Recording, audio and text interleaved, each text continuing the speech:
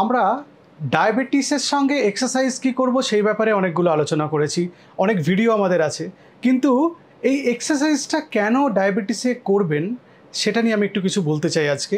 তার সঙ্গে আজকে ভিডিও করার উদ্দেশ্য যে ডায়াবেটিসের সঙ্গে এক্সারসাইজ করলে সুগার লেভেল কীরকম থাকা উচিত এবং কত সুগার লেভেল থাকলে আমাদের কি মেজার বা কি আমরা ব্যবস্থা নিতে পারি সেইটা একটু জেনে নিতে হবে। কারণ এরকম হতেই পারে যে আপনি যখন এক্সারসাইজ করছেন তার আগে আপনার ব্লাড সুগার কম হতে পারে, আপনি যখন এক্সারসাইজ শুরু করেননি তখন ব্লাড সুগার কম হতে পারে, আপনি এক্সারসাইজ যখন শেষ করলেন তখন ব্লাড সুগার কম বা বেশি। এই কম বেশি একটা অ্যাভারেজ ব্লাড সুগার আছে, এই পুরো ব্যাপারটা নিয়ে আলোচনা করব। নমস্কার, আমি ডক্টর এস এ মল্লিক। আজকে আমাদের আলোচনা হবে ডায়াবেটিস, তার সঙ্গে এক্সারসাইজ এবং সুগার লেভেল কখন আমরা পরিমাপ করব এবং তার কি ইমপ্লিকেশন ডায়াবেটিসের ম্যানেজমেন্টে, সেটা নিয়ে একটি আলোচনা। কেন আমরা ডায়াবেটিসে আমরা ব্যায়াম বা এক্সারসাইজ করব? কেন ডাক্তারবাবুরা বারবার বলেন হাঁটুন হাঁটুন হাঁটুন, যদি হাঁটতে না পারেন অন্য কোনো উপায় এক্সারসাইজ করুন, সেটা ওয়াকিং হতে পারে, জগিং হতে পারে, সাইক্লিং হতে পারে, সুইমিং হতে পারে, টেনিস খেলা হতে পারে, ডান্সিং হতে পারে, বাস্কেটবল খেলা হতে পারে, ফুটবল খেলা হতে পারে। কেন ডাক্তারবাবুরা বারবার বলতে থাকেন?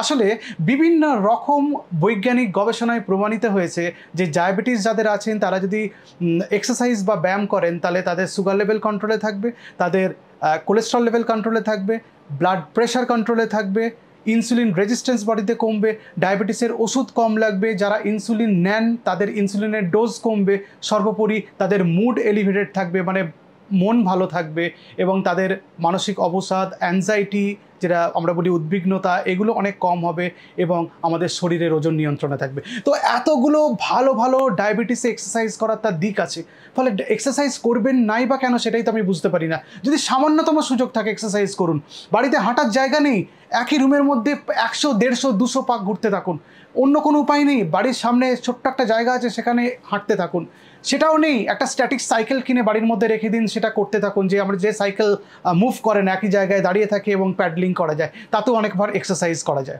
সুতরাং এতগুলো উপায় আছে আপনার ডায়াবেটিসে এক্সারসাইজ করার, চেষ্টা করুন এক্সারসাইজ করতে, কিন্তু এর একটা ইমপ্লিকেশন আছে যে কোন সুগার লেভেল কতটা থাকলে আপনার ডায়াবেটিস এক্সারসাইজ করবেন। অনেকগুলো বৈজ্ঞানিক গবেষণা হয়েছে এই ব্যাপারে।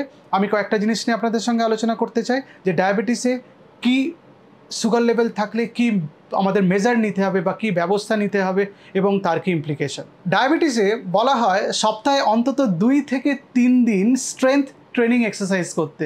কেউ কারো বডি ওয়েট নিয়ে এক্সারসাইজ করতে পারেন, কেউ পিলাটিস করতে পারেন, কেউ বাড়িতে একটা ডাম্বেল নিয়ে এক্সারসাইজ করতে পারেন, কেউ নিজের বডি ওয়েটের এগেনস্টে কোনো বার এক্সারসাইজ করতে পারেন, যে বডি ওয়েট বারটাকে ধরে বডিটাকে এলিভেট করার চেষ্টা করছে। বিভিন্ন রকম এক্সারসাইজ থাকে। রাবার ব্যান্ড নিয়েও এক্সারসাইজ করা যায়, সেটা একটা স্ট্রেংথ ট্রেনিং এক্সারসাইজ। এটাতে আমাদের কি হয়, ইনসুলিন রেজিস্ট্যান্স কমে, আমাদের মাসল পাওয়ার ঠিক থাকে এবং আমাদের কিছু গুড কেমিক্যাল বডিতে বেরোয় যেটা ডায়াবেটিস কন্ট্রোল করতে হেল্প করে। এবং যারা বাচ্চা এবং টিন এজার তাদের অন্তত বলা হয় দিনের মধ্যে 1 ঘন্টা এক্সারসাইজ করতে, সেটা দৌড় হতে পারে, এরোবিক এক্সারসাইজের কথা বলা হয়েছে। এবং যতটা সম্ভব রেজিস্ট্যান্ট বা মাসল স্ট্রেংথেনিং এক্সারসাইজগুলো করতে বলা হয়, কারণ তার বাচ্চাদের গ্রোথটা খুব ইম্পর্ট্যান্ট, তো এই জিনিসগুলো করতে বলা হয় যাতে তাদের গ্রোথটাও প্রপারলি হয়। কিছু কিছু ডায়াবেটিক পেশেন্টরা থাকেন যাদের ডায়েট বা এক্সারসাইজ করেই তাদের সুগার লেভেল কন্ট্রোলে থাকে।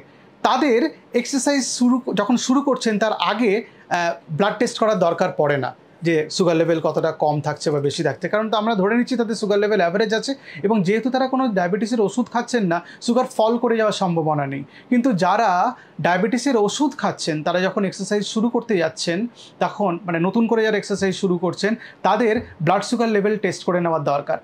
এক্সারসাইজ শুরু করার আধ ঘন্টা আগে ব্লাড সুগার টেস্ট করার দরকার, এক্সারসাইজ চলতে চলতে ব্লাড সুগার টেস্ট করার দরকার। যদি এক্সারসাইজের ডিউরেশন এরকম হয় যে 1 ঘন্টা, তাহলে প্রত্যেক 30 মিনিট অন্তর অন্তর ব্লাড সুগার টেস্ট করার দরকার। যারা আউটডোর অ্যাক্টিভিটি করেন তাদের জন্য একটু অসুবিধা হতে পারে।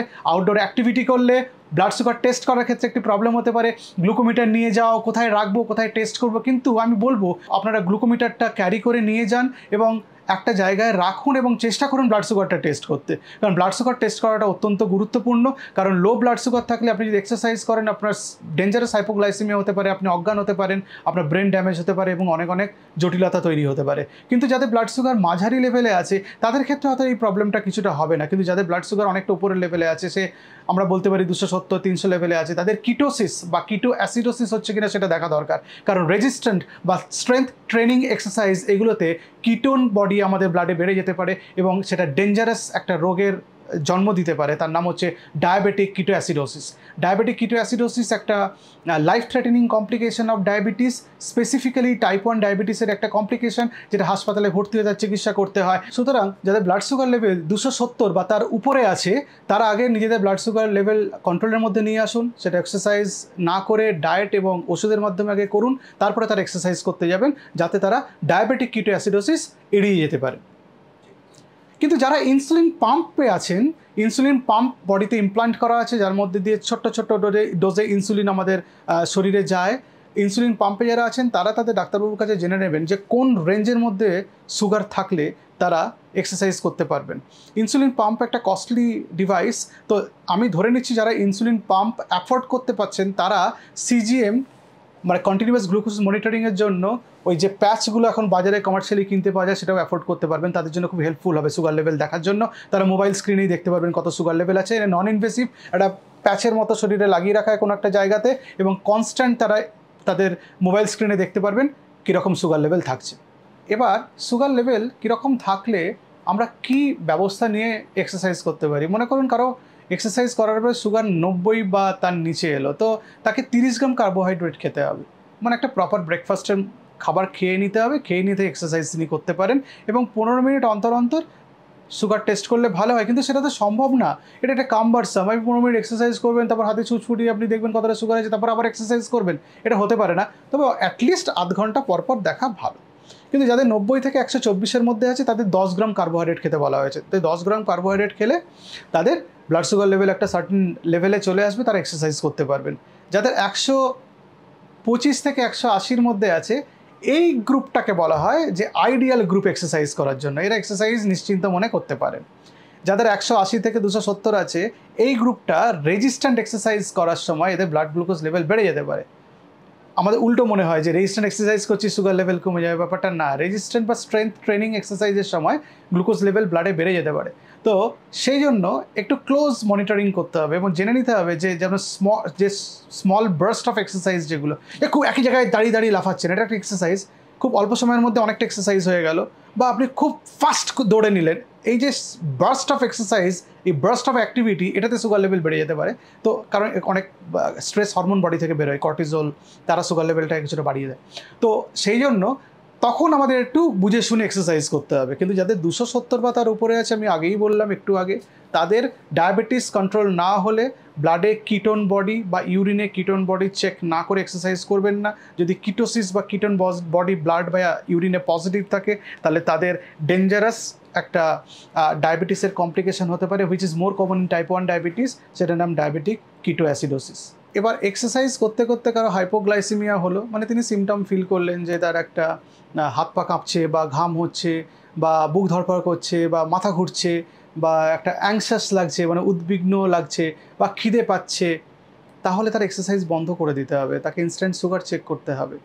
সুগার চেক করে যদি দেখেন তিনি 70-এর নিচে সুগার আছে, যেটাকে আমরা হাইপোগ্লাইসেমিয়া বলি, আর 54-এর নিচে সুগার থাকলে তাকে ডেঞ্জারাস হাইপোগ্লাইসেমিয়া বলি, তাহলে সেটার মেজার নিতে হবে। সেটা কি মেজার নেবেন আমি বলছি যে কী করতে হয়। এখানে একটা জিনিস আমি বলে রাখি, হাইপোগ্লাইসেমিয়া আনঅ্যাওয়ারনেস বলে একটা ডায়াবেটিসের কমপ্লিকেশন হয়।